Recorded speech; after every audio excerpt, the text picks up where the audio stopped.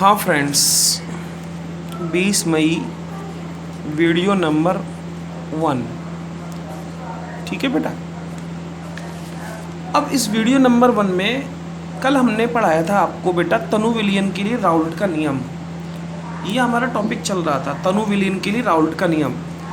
बेटा राउल्ट के नियम 2 पढ़ाए थे मैंने। एक तो वाष्पशील के लिए पढ़ाया था, है ना, वाष्पशील विलेय जो था Pa समानुपाती XA, और एक मैंने पढ़ाया था अवाष्पशील विलेय युक्त विलयन के लिए। अवाष्पशील विलेय युक्त विलयन के लिए पढ़ाया था PS समानुपाती X विलायक, यानी कि अवाष्पशील विलेय युक्त विलयन का जो वाष्प दाब होता है ना PS, वो विलायक के मूल भिन्न के समानुपाती होता है।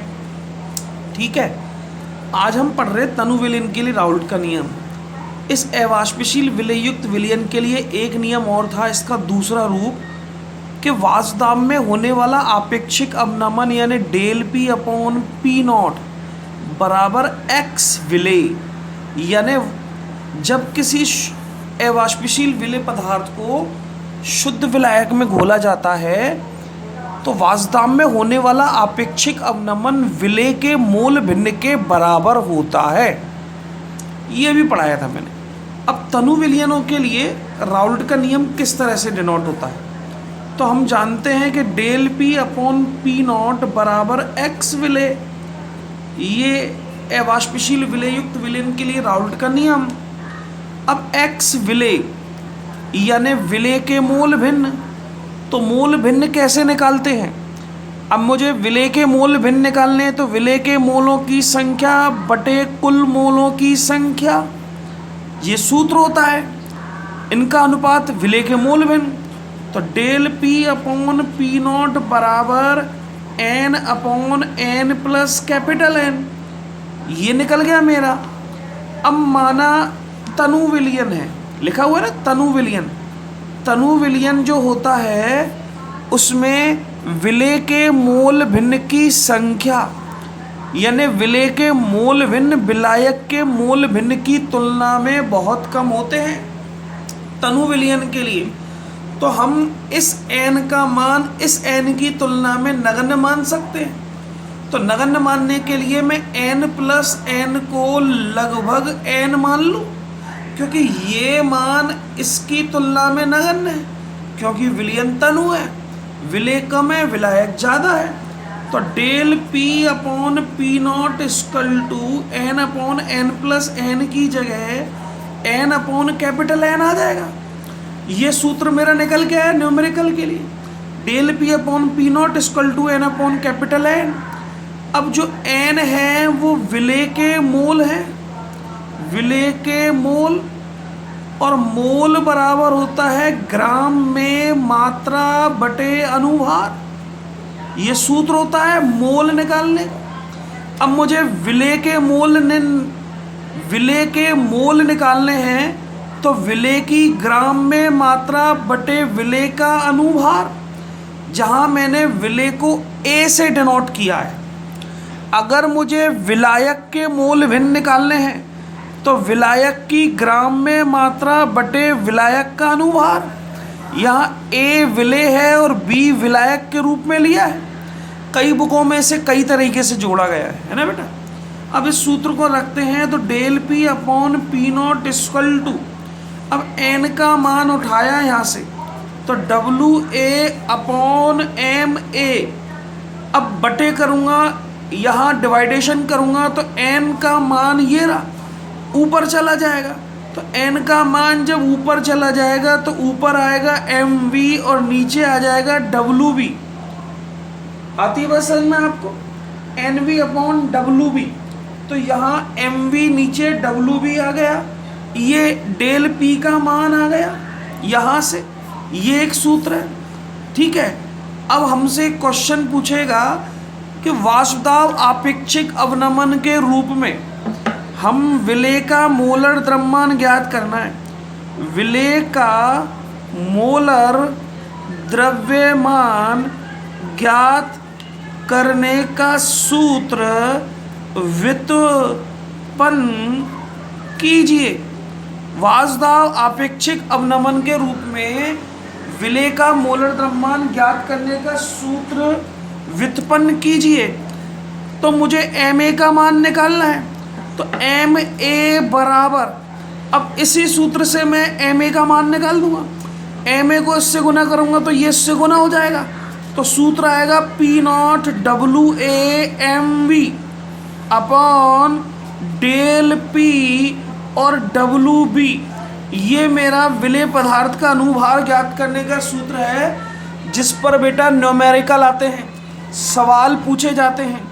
यहाँ P0 शुद्ध विलायक का वाष्पदाब है, WA विलेय पदार्थ की ग्राम में मात्रा है, MV विलायक का अनुभार है, डेल P वाष्पदाब में होने वाली कमी है और WB विलायक की ग्राम में मात्रा है। MA विलेय पदार्थ का अनुभार है, अवाष्पशील विलेय पदार्थ का अनुभार MA। तो इस सूत्र की सहायता से हम Ma का मान निकाल सकते हैं। तो ये तनु विलयन के लिए राउल्ट का नियम, और उससे मैंने विलेय पदार्थ का अनुभार ज्ञात करने का सूत्र आपको बताया। इस सूत्र की सहायता से मैं विलेय पदार्थ का अनुभार ज्ञात कर सकता हूँ। ठीक है, अब मैं इससे संबंधित एक न्यूमेरिकल कराता हूँ। क्या कहता है एक न्यूमेरिकल के अंदर, ध्यान से सुनिए। इससे संबंधित एक क्वेश्चन है कि किसी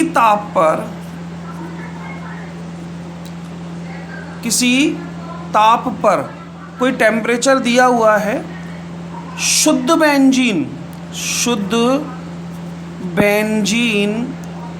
का वाष्प दाब 0.850 बार है।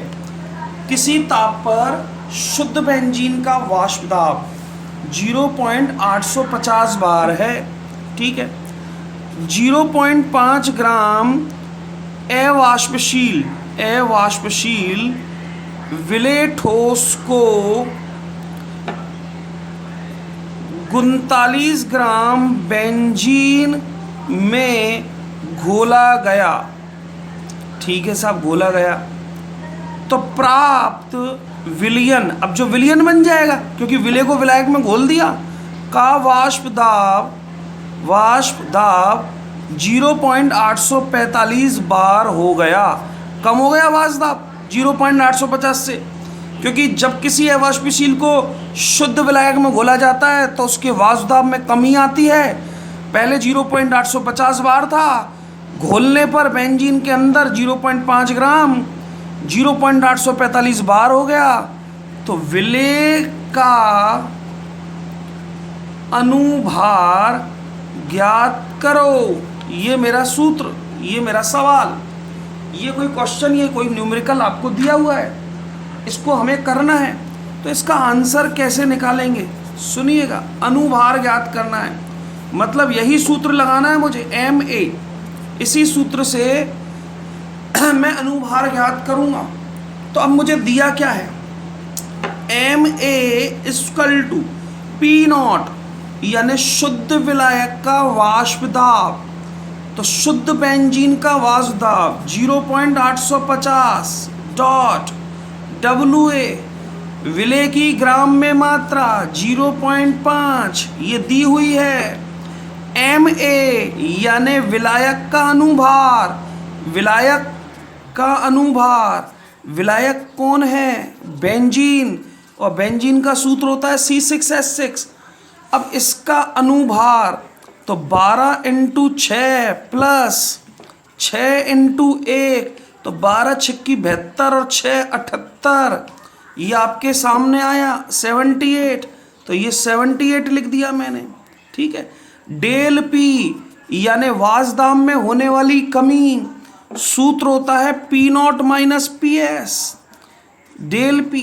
अब शुद्ध विलायक का वाष्प दाब कितना था, 0.850 माइनस विलयन का वाष्प दाब कितना हो गया, 0.845।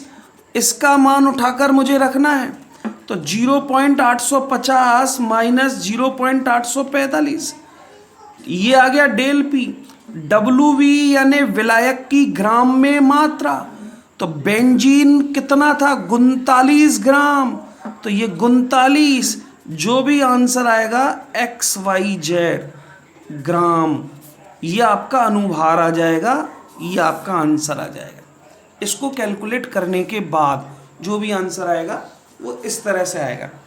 तो मुझसे विलेय का अनुभार ज्ञात करवाया था, सूत्र पूछा था, मैंने डायरेक्ट सूत्र लगाया MA का, सब कुछ दिया था मुझे इस सवाल में, बस मैंने वैल्यू को रखा और आंसर आपके सामने निकाल दिया है।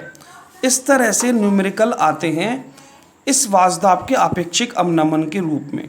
ठीक है, ये आंसर XYZ इसको करने के बाद जो भी आंसर आता है। कोई डाउट इसमें किसी को? ठीक है, ध्यान से समझना है इसको। अब next topic, next colligative properties, अनुसंग गुणधर्म नंबर 2, ये मैंने पहली पढ़ा दी, अब दूसरी पढ़ाऊंगा।